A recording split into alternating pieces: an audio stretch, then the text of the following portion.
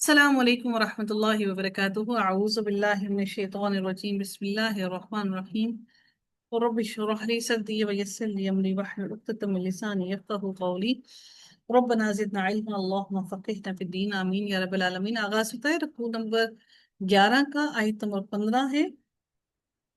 اللہ تعالیٰ ارشاد فرماتے ہیں وما ينظر هؤلاء الا صيحة واحدة ما لها من فواق۔ اللہ تعالیٰ فرماتے ہیں اس آیت کے اندر کہ انہیں صرف ایک چیخ کا انتظار ہے۔ یہ چیخ کون سی ہے؟ یعنی وہ سور پھونکنے کی اس چیخ کا انتظار ہے کہ قیامت کب برپا ہو جائے گی۔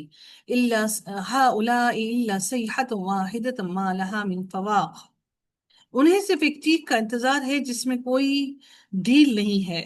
یعنی ڈھیل سے مراد کیا ہے کہ وہ ایسی سخت ترین چیخ ہوگی جس میں کوئی ڈھیل نہیں۔ فواق یعنی کہ دودھ دھونے والا ایک مرتبہ کچھ دودھ دھو کر بچے کو اونٹنی یا گائے بھینس کے پاس چھوڑ دیتا ہے تاکہ اس کے دودھ پینے سے جو گائے اور بکری اور جو بیل ہے اس کے جو دودھ ہے اس کے تنوں میں دودھ اتر آئے۔ پھر وہ تھوڑی دیر بعد بچے کو زبردستی پیچھے ہٹا کر خود دودھ دھونا شروع کر دیتا ہے۔ یہ 2 مرتبہ دودھ دھونے کے درمیان کا جو وقفہ ہے یہ فواق کہلاتا ہے۔ ٹھیک ہے، یہ جو دونوں کے درمیان کا جو وقفہ ہے اس کو فواق کہتے ہیں۔ یعنی کہ وہ جو دودھ جب گائے اور بکری کا دودھ نہیں اترتا تو وہ تھوڑی دیر کے لیے اس کے پاس چھوڑتے ہیں، تو پھر وہ گائے اپنے بچے کے لیے دودھ کو اتارتی ہے، اور پھر وہ جیسے ہی وہ دودھ اتارنا شروع کرتی ہے تو وہ بچے کو فوراً پیچھے ہٹا کر دودھ نکالنا شروع کر دیتے ہیں۔ تو اس درمیانی وقفے کو فواق کہتے ہیں، یہ فواق کہلاتا ہے۔ یعنی سور پھونکنے کے بعد اتنا وقفہ بھی نہیں ملے گا، بلکہ سور پھونکنے کی دیر ہوگی کہ قیامت کا زلزلہ برپا ہو جائے گا، کہ اللہ تعالیٰ اتنا بھی وقفہ نہیں دے گا۔ پھر میرے رب نے فرمایا وقالو، دیکھیے ہر لفظ کے اندر کتنی گہرائیت ہے کہ اللہ تعالیٰ نے وہ لفظ کس طرح استعمال کیا۔ وقالوا ربنا عجل لنا قطنا قبل یوم الحساب۔ اللہ تعالیٰ فرماتے ہیں اور انہوں نے کہا کہ اے ہمارے رب ہمارے رب تو ہمیں روز حساب سے پہلے ہی ہمارے اعمال کے بارے میں تو ہمیں سب کچھ ہمیں پہلے ہی عطا کر دے، ہمارا حصہ ہمیں پہلے ہی عطا کر دے۔ قطن کا لفظ جو ہے اس کے معنی کیا ہے کہ اس سے مراد نامہ اعمال ہے۔ یعنی ہماری نامہ اعمال کے مطابق ہمارے حصے میں اچھی یا بری سزا جو بھی ہے یوم حساب کے آنے سے پہلے ہی ہمیں دنیا میں دے دے۔ یہ یستعجلون یعنی کہ وہ جلدی مچا رہے ہیں، عذاب کے بارے میں وہ جلدی مچا رہے ہیں۔ یہ عذاب، یہ قیامت کو کچھ نہیں سمجھتے، اس لیے وہ اس کا مذاق اڑا رہے ہیں کہ اگر تو نے یہ سب کچھ لکھ رکھا ہے تو اس قیامت کے دن کا، اس حساب کے دن کا انتظار کرنے کی کیا ضرورت ہے؟ قطنا، تو ہمارا حصہ ہمیں جلد ہی دے دے، تو ہمارا حصہ ہمیں جلد ہی دے دے، ہمیں فوراً ہی عطا کر دے۔ اللہ تعالیٰ مزید ارشاد فرماتے ہیں کہ اصبر علی ما یقولون واذکر عبدنا داود ذی الایدی انہ اواب۔ پھر میرے رب نے فرمایا کہ آپ ان کی باتوں پر صبر کریں اور ہمارے بندے داؤد علیہ السلام کو یاد کریں جو بڑی ہی قوت والا تھا، یقیناً وہ بہت رجوع کرنے والا تھا۔ یعنی اللہ تعالیٰ یہاں پر کیا خاص طور پر یہ بات فرما رہے ہیں کہ وہ بڑی قوت والا تھا۔ یہ ایدن یدن کی جمع ہے، یہ ایدن جو ہے یدن کی جمع نہیں ہے، بلکہ یہ جو لفظ تھا، یہ لفظ میں آپ کو یہاں پر لکھ کے دکھاتی ہوں، انشاءاللہ پھر آپ کو سمجھ آئے گا۔ یہ لفظ جو تھا ایدن کا بیسیکلی یہ ورڈ تھا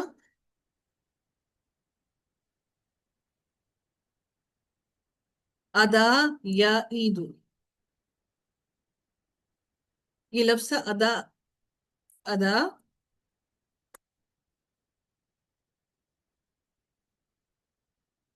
یا عید۔ ٹھیک ہے، یہ جو ایدن کا لفظ ہے ادا یا عید، ٹھیک ہے، یہ لفظ جو تھا یہ تھا، اور اس کا مصدر جو ہے وہ ایدن ہے۔ اس کا مصدر کیا ہے؟ اس کا مصدر جو ہے بیسیکلی اس کا مصدر ایدن ہے، ایدن نہیں، یدن نہیں ہے، یہ ایدن۔ اس کا مصدر جو ہے، اس لفظ کا مصدر جو ہے وہ ایدن ہے۔ ٹھیک ہے، اس لفظ کا مصدر جو ہے وہ ایدن ہے۔ अच्छा जी, इसका मस्दर ऐदिन है, जिसका मानी होता है खूब कुव्वत वाला, जिसकी कुव्वत में बहुत शिद्दत हो। और अल्लाह ताला ने यहाँ पर ये लफ्ज इस्तेमाल किया, इस कुव्वत से मुराद दीनी कुव्वत है। ये नहीं है कि जिस्मानी तो वो बहुत कुव्वत वाला था, बल्कि अल्लाह ताला ने उनको दीनी कुव्वत और समझ बूझ बहुत ज्यादा अता की थी। जिस तरह हदीस में आता है कि अल्लाह ताला को सबसे ज्यादा महबूब नमाज दाऊद अलैहिस्सलाम की नमाज, और सबसे ज्यादा महबूब रोजे दाऊद अलैहिस्सलाम के रोजे हैं। वो निस्फ रात सोते, फिर उठकर रात का तिहाई हिस्सा क़याम करते, और फिर उसके छठे हिस्से में सो जाते। एक दिन रोजा रखते और एक दिन नागा करते, और जंग में फरार ना होते। सुबहान अल्लाह। उसके बावजूद देखिए, वो इतनी इतने इबादत गुजार थे, इतने इबादत गुजार थे, और अल्लाह ताला ने उनको कैसी बादशाहत अता की। और फिर अल्लाह ताला ने वो बादशाहत उनकी इस सब्र और शुक्र की वजह से, अल्लाह ताला ने वो बादशाहत सिर्फ उन पर ही मौकूफ नहीं रखी, बल्कि आगे उनके बेटे हजरत सुलेमान अलैहिस्सलाम को भी वो बादशाहत अता की। और उनको बादशाहत, हजरत सुलेमान अलैहिस्सलाम को बादशाहत उनसे भी अच्छी बादशाहत अता की। तो ये अल्लाह ताला की नेमतों का जिस वक्त तक जितना जितना जितना शुक्र अदा करते रहेंगे, जितनी उसकी इबादत में मशगूल होंगे, मेरा रब उतना उतना उतना ज्यादा देता रहेगा। वो अपना वो देकर कम नहीं करता, वो देकर छीनता नहीं है, कि मेरे रब की सुन्नत नहीं है। अल्लाह ताला ने यहाँ पर खास तौर पर इरशाद, यही यहाँ पर इस आयत के अंदर यही इरशाद फरमाया कि अल्लाह ताला ने उनके बारे में फरमाया, हजरत दाऊद अलैहिस्सलाम के बारे में, कि वो बड़ी कुव्वत वाले था। दाऊद अलैहिस्सलाम, दाऊद ज़ल ऐदी इन्नहु अव्वाब, कि दाऊद अलैहिस्सलाम बहुत ज्यादा कुव्वत वाले थे। दाऊद ज़ल ऐदी, ठीक है, इसको थोड़ा ध्यान दे दीजिएगा। अल ऐदी, इन्ना सखरना नल जिबाल माअहु युसब्बिहना बिल अशिय्यि वल इशराक। अब अल्लाह ताला फरमाते हैं उनके बारे में, दाऊद अलैहिस्सलाम के बारे में, उन्हीं के बारे में अल्लाह ताला मजीद इलेबोरेट कर रहे हैं, बयान फरमा रहे हैं कि हमने पहाड़ों को उसके ताबे कर रखा था, कि इसके साथ सुबह को और शाम को और सुबह को तस्बीह बयान करते थे। अशी, ईशा की जो नमाज है वो शाम की, वल इशराक और सुबह के वक्त अल्लाह ताला की तस्बीह करते थे। वत्तैर महशूरतुन महशूरतन कुल्लुन लहू अव्वाब, फिर मेरे रब ने फरमाया, और परिंदों को भी जमा होकर सब के सब उसके जेर फरमान रहते। यानी इशराक के वक्त और आखिर दिन को पहाड़ भी दाऊद अलैहिस्सलाम के साथ मसरूफ तस्बीह होते, और उड़ते हुए परिंदे भी जबूर की क़िरत सुनकर हवा में ही जमा हो जाते, और उनके साथ अल्लाह ताला की तस्बीह बयान करना शुरू हो जाते। महशूरतन की मानी मजमूअतन, यानी कि मजमू हो जाना, इकट्ठे हो जाना। महशूरतन यानी कि तमाम परिंदे आसमान पर इकट्ठे हो जाते हैं, गोल के गोल वहां पे आसमान पर उनके सर के ऊपर मंडलाना शुरू कर देते, वो वहीं पर खड़े होकर अल्लाह ताला की तस्बीह बयान करना शुरू कर देते।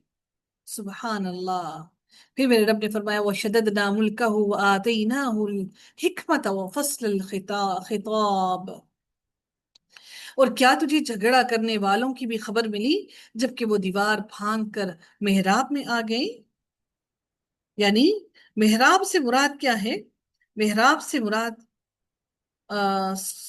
सॉरी, वशददना वशददना मुल्कहु आतैनाहुल हिकमत व फस्ल खिताब, और हमने उसकी सल्तनत को मजबूत कर दिया। शददना, मजबूत कर दिया, मुल्कहु, उसकी बादशाहत को, व आतैनाहुल हिकमत व फस्ल खिताब। फिर मेरे रब ने इरशाद फरमाया कि और उसे हिकमत दी थी, और बात का फैसला करने का भी अल्लाह ताला ने उनको शऊर दिया था। यानी वो मुकदमात के फैसले भी बहुत अच्छे और इंसाफ पर मबनी फैसले किया करते थे। फिर मेरे रब ने फरमाया, वहल अताका नबाउल खस्मी इज तसव्वरुल मिहराब। अल्लाह ताला फरमाते हैं, और क्या तुझे झगड़ा करने वालों की भी खबर मिली, जबकि वो दीवार फांद कर मिहराब में आ गए। मिहराब से मुराद यहाँ पर क्या है?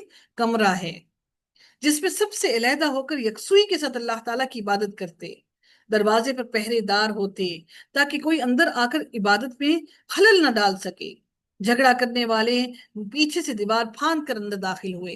उन्हें मालूम था कि उनको अंदर नहीं जाने दिया जाएगा, क्योंकि वो उस वक्त अल्लाह ताला की इबादत कर रहे हैं। इसलिए वो दीवार फांद कर دیوار کو پھلانگ کر دیوار کو ان کے اس میں داخل ہوئے۔ محراب آپ لوگوں نے آپ لوگوں کو معلوم ہوگا کہ مسجد میں بھی محراب ہوتے ہیں، یعنی یہ وہ جگہ ہے جہاں پر یکسو ہو کر اللہ تعالیٰ کی عبادت کی جاتی ہے۔ کمرہ ہے نا چھوٹی سی جگہ جس کے اندر مسجد میں آپ دیکھتے ہیں محراب جو ہے اس کا حصہ تھوڑا سا باہر سا ہوتا ہے، بنا ہوا ہوتا ہے ہر مسجد کے اندر، ٹھیک ہے۔ اللہ تعالیٰ پھر آگے مزید ارشاد فرماتے ہیں اذ دخلوا علی داود ففزع منهم قالوا لا تخف۔ پھر میرے رب نے مزید ارشاد فرمایا کہ جب یہ حضرت داؤد علیہ السلام کے پاس پہنچے پس یہ ان سے ڈر گئے، ان کو خوف آنے لگا۔ ڈرنے کی صاف وجہ یہ ہے کہ ایک تو وہ دروازے کے بجائے دیوار کو پھلانگ کر آئے، دوسرے انہوں نے اتنا بڑا اقدام کرتے ہوئے بادشاہ وقت سے کوئی خوف محسوس نہیں کیا۔ ظاہری اسباب کے مطابق ان کو خوف والی چیز سے خوف کھانا انسان کی ایک طبعی فطرت ہے، اس لیے ان کو خوف محسوس ہوا۔ اچھا، جیسے ہی ان کو خوف محسوس ہوا پھر انہوں نے کیا کہا؟ حضرت داؤد علیہ السلام نے کہا، انہوں نے کہا خوف نہ کیجئے، ہم دو فریق مقدمہ ہیں۔ یعنی کہ انہوں نے جب وہ حضرت داؤد علیہ السلام کو بھی ان سے خوف محسوس ہوا یہ اس بات پر کہ کہیں یہ مجھے کس معاملے سے دیوار کو پھلانگ کر گھر کے اندر داخل ہو گئے ہیں بغیر کسی معلوم نہیں مجھے کوئی نقصان پہنچانے کے لیے آئے ہیں یا کس وجہ سے آئے ہیں۔ تو انہوں نے کہا قالو، قالو جمع کا صیغہ ہے، یعنی کہ وہ یہاں پر حضرت داؤد علیہ السلام نہیں کہہ رہے بلکہ وہ لوگ کہہ رہے ہیں وہ جو دو داخل ہوئے تھے۔ قالو لا تخف، انہوں نے کہا آپ خوف نہ کھائیے۔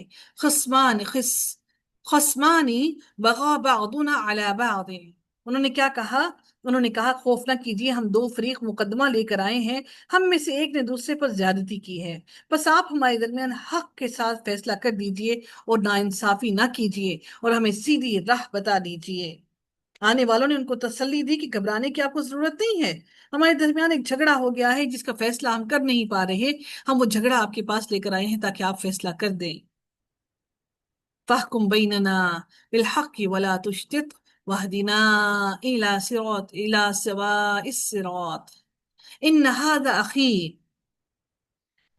اب وہ اپنا مقدمہ بیان کر رہی ہیں، سنیے یہ میرا بھائی ہے، هذا اخی، یہ میرا بھائی ہے، لہو 99 نعجة ولی نعجة واحدہ، اس کے پاس 99 دمبیاں ہیں اور میرے پاس ایک ہی دمبی ہے، لیکن یہ مجھ سے کہہ رہا ہے کہ میں اپنی یہ ایک بھی مجھ ہی کو دے دو، مجھ ہی کو دے دو، اور مجھ پر بعد میں بڑی سختی برتتا ہے، یہ بڑی سختی سے، یعنی کہ مجھ سے جب خطاب کرتا ہے فقال اکفلنیہا وعزنی فی الخطاب، جب مجھ سے بات کرتا ہے تو بڑی سختی سے یہ مجھ سے بات کرتا ہے۔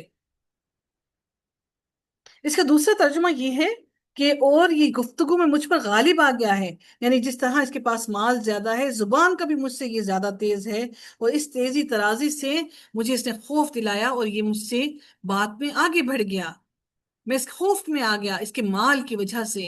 اس کا مطلب یہ ہے کہ بہن بھائی بھی ایک دوسرے سے مال کی وجہ سے خوف کھاتے ہیں۔ قولا، اب یہاں پر قولا کہا گیا ہے تو حضرت داؤد علیہ السلام نے فرمایا لقد لقد ظلمك بسؤال نعجتك الى نعاجه۔ آج جو سر پڑھائیں گے آپ لوگوں کو سوئیلا کا قاعدہ، آپ لوگ یہ سوال آپ لوگ سر سے کر سکتے ہیں اس کے بارے میں، بسؤالی اللہ تعالیٰ نے فرمایا کہ آپ نے فرمایا حضرت داؤد علیہ السلام نے کہ اس کا اپنی دمبیوں کے ساتھ تیری ایک دمبی ملا لینے کا سوال بے شک تیرے اوپر ایک ظلم ہے، اور اکثر حصہ دار اور شریک ایسے ہی ہوتے ہیں کہ ایک دوسرے پر ظلم کرتے ہیں، یعنی انسان کی یہ فطرت ہے اور انسانوں میں یہ کوتاہی عام ہے کہ ایک شریک دوسرے پر زیادتی کرتا ہے اور کوشش کرتا ہے کہ دوسرے کے حصہ بھی خود ہی ہڑپ کر جائے، یہ انسان کی فطرت میں شامل ہو گیا ہے، سوائے ان کے جو ایمان لائے، مطلب باقی جن لوگوں کو خوف نہیں وہ ایسا کرتے ہیں، الا الذین آمنوا وعملوا الصالحات ولقلیل ما هم، سوائے ان لوگوں کے جو ایمان لائے اور جنہوں نے نیک عمل کیے، سوائے ان لوگوں کے وہ خوف رکھتے ہیں، اپنی نیکی کو ضائع ہونے سے بچاتے ہیں، اور ایسے لوگ بہت ہی کم ہیں۔ میرے رب نے فرمایا وَقَلِيلٌ مَّا هُمْ، اور ایسے لوگ بہت ہی کم ہیں جو دوسرے پر زیادتی نہ کریں۔ وَظَنَّ دَاوُودُ أَنَّمَا فَتَنَّاهُ فَاسْتَغْفَرَ رَبَّهُ وَخَرَّ راكعا وَأَنَابَ۔ अल्लाह ताला फरमाते हैं, और हजरत दाऊद अलैहिस्सलाम समझ के कि हमने इन्हें आजमाया है, फौरन ही समझ गए कि हमने ये मामला उनकी तरफ भेजकर हमने इनको आजमाया है। तो फिर तो वो अपने रब के सामने इस्तिगफार करने लगे और आजिज़ी करते हुए गिर गिर पड़े। खर्रा खर्रा राकियन का मतलब है यानी सजदे में गिर पड़े। खर्रा राकियन यानी कि सजदे में गिर पड़े, और पूरी तरह से उन्होंने अल्लाह ताला की तरफ रुजू कर लिया। वह अनाब, अपना फैसला करने के लिए अल्लाह ताला की तरफ रुजू कर लिया। फ़ग़फ़रना लहू ज़ालिका व इन्ना लहू इंदना लज़ुल्फ़ा व हुस्न मआब। फिर मेरे रब ने फरमाया कि बस हमने भी उसको वो उसका उनका वो कसूर माफ कर दिया। यकीनन यकीनन हमारे नजदीक बड़े मर्तबे वाला और बहुत अच्छे ठिकाने वाला है। दाऊद इस्लाम का ये काम क्या था कि जिस पर उन्हें कोताही का और तौबा और निदामत के इजहार का एहसास हुआ, और अल्लाह ताला ने उसे माफ फरमा दिया। कुरान करीम में इसके बारे में कोई तफसील मौजूद नहीं है, और किसी मुस्तनद हदीस में भी इसका जिक्र नहीं है, इसलिए इसके बारे में हम नहीं जानते। इसलिए बाज मुफस्सरीन ने तो इसे इसराइली रिवायतों की बुनियाद पर बनाकर ऐसी बातें भी लिख दी हैं जो एक नबी की शान के मुताबिक नहीं हैं। बाज मुफस्सरीन मसलन इब्न कसीर ने यह मौक़िफ़ इख्तियार किया है कि जब कुरान और हदीस इस मामले में खामोश हैं तो हमें भी इसकी तफसीलात को रेदने की ज़रूरत नहीं है। और मुफस्सरीन का एक तीसरा ग्रोह भी है जो इस वाक़े की बाज मामलात को और तफसीलात को बयान करता है ताकि कुरान के बारे में उसका मजीद इल्म हासिल कर सकें। ताहम ये किसी एक बयान पर मुत्तफिक नहीं है। बाज कहते हैं कि हज़रत दाऊद अलैहिस्सलाम ने एक फौजी को हुक्म दिया था कि वो अपनी बीवी को तलाक दे दे, और ये उस जमाने के उर्फ में मायूब उस जमाने के अंदर ये बात मायूब समझी जाती थी। सॉरी, उस जमाने में ये बात मायूब नहीं थी कि आप किसी को ये कहें कि वो अपनी बीवी को तलाक दे दे। हज़रत दाऊद अलैहिस्सलाम को उस औरत की खूबियों और कमालात का इल्म था, जिसकी बिना पर उनके अंदर ये ख्वाहिश पैदा हुई कि इस औरत को तो मलका होना चाहिए, न कि एक आम सी औरत, ताकि इसकी खूबियों और कमालात से पूरा मुल्क फैज़याब हो। ये ख्वाहिश कितने भी अच्छे जज्बे की बुनियाद पर हो, लेकिन एक तो मुतअद्दिद बीवियों की मौजूदगी में ये नामुनासिब सी बात लगती है, दूसरे बादशाह वक्त की तरफ से इस चीज का इजहार जबर का पहलू भी शामिल है। इसलिए हज़रत दाऊद अलैहिस्सलाम को एक तमसीली वाक़ये से इसके नामुनासिब होने का एहसास दिलाया गया और उन्हें इस बारे में मुतनब्बा किया गया। बाज कहते हैं कि आने वाले ये दो शख्स फरिश्ते थे, एक फर्जी मुकदमा लेकर आपके सामने हाजिर हुए थे। हज़रत दाऊद अलैहिस्सलाम से कोताही ये हुई कि मुद्दई का बयान सुनकर ही अपनी राय का इजहार कर दिया, और जो मुद्दा दूसरा वाला था कि बात सुनने की जरूरत ही महसूस नहीं की, जो दूसरा ज्यादा दुम्बियों वाला था। अल्लाह ताला ने रफ़ाई दर्जात के लिए इस आजमाइश में उन्हें डाला। इस गलती का एहसास होते ही वो समझ गए कि ये आजमाइश थी जो अल्लाह ताला की तरफ से उन पर आई, और बारगाह इलाही में फौरन झुक गए।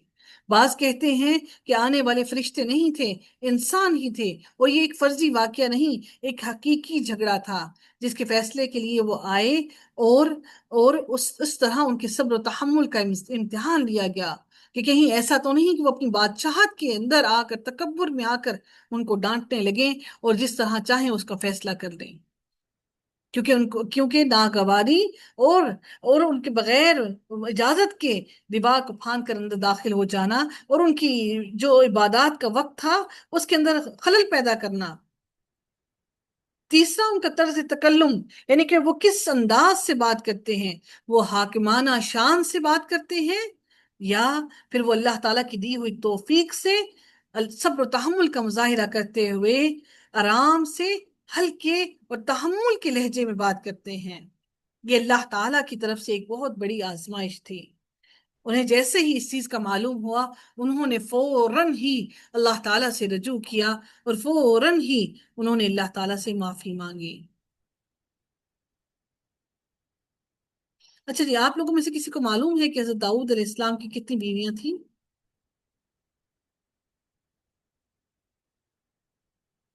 जी, किसी को मालूम है हज़रत दाऊद अलैहिस्सलाम की कितनी बीवियां थी? مختلف روایات میں آتا ہے، لیکن عام طور پر کہا یہ جاتا ہے کہ ان کی 100 بیویاں تھیں۔ تاہم ان میں سے کچھ بیویاں ان کی جنگی قیدیوں میں سے تھیں جو بعد میں ان کے نکاح میں آئیں، اور ان کی ایک مشہور بیوی حضرت صفیہ بنت لبن تھی، جن سے ان کے بیٹے حضرت سلیمان علیہ السلام پیدا ہوئے تھے۔ ٹھیک ہے۔ اور حضرت داؤد علیہ السلام کی ازدواجی زندگی کے بارے میں تفصیلات اور قرآن و حدیث میں موجود نہیں ہیں، لیکن اسلامی روایات میں ان کی متعدد بیویوں کا ذکر ضرور ملتا ہے۔ لیکن یہ بات واضح ہے کہ ان کی ایک سے زیادہ کئی بیویاں تھیں۔ اچھا جی، آگے چلتے ہیں، ہم لوگ دیکھتے ہیں اللہ تعالیٰ کی آیت میں کیا ارشاد فرماتے ہیں۔ باقی سارے واقعے سے اللہ تعالیٰ بہتر جانتا ہے۔ یہ ساری جو باتیں تھیں، روایات تھی مختلف جگہوں کی، وہ میں نے آپ کو بیان کی۔ میرے رب نے آگے مزید ارشاد فرمایا، یا داود ان جعلناک خلیفۃ فی الارض فاحکم بین الناس بالحق ولا تتبع الہوى فیضلک عن سبیل اللہ۔ اے داؤد، ہم نے تمہیں زمین میں خلیفہ بنا دیا، تم لوگوں کے درمیان حق کے ساتھ فیصلہ کرو اور اپنی نفسانی خواہش کی پیروی نہ کرو، ورنہ وہ تمہیں اللہ تعالیٰ کی راہ سے بھٹکا دے گی۔ یہ جو نفس ہے، اللہ تعالیٰ کی راہ سے، نبیوں کو بھی اللہ نے کہا کہ اپنی نفسانی خواہش کی پیروی نہ کرنا، ورنہ یہ تمہیں اللہ کی راہ سے بھٹکا دے گی۔ ان الذین یضلون عن سبیل اللہ لہم عذاب شدید۔ اور پھر اللہ نے فرمایا، یقیناً جو لوگ اللہ تعالیٰ کی راہ سے بھٹک جاتے ہیں ان کے لیے سخت ترین عذاب ہے، اس لیے کہ انہوں نے حساب کے دن کو بھلا دیا۔ بما نسوا یوم الحساب، حساب کے دن کو ہی انہوں نے بھلا دیا، اس لیے اللہ تعالیٰ نے فرمایا کہ ان لوگوں کے لیے سخت ترین عذاب ہے۔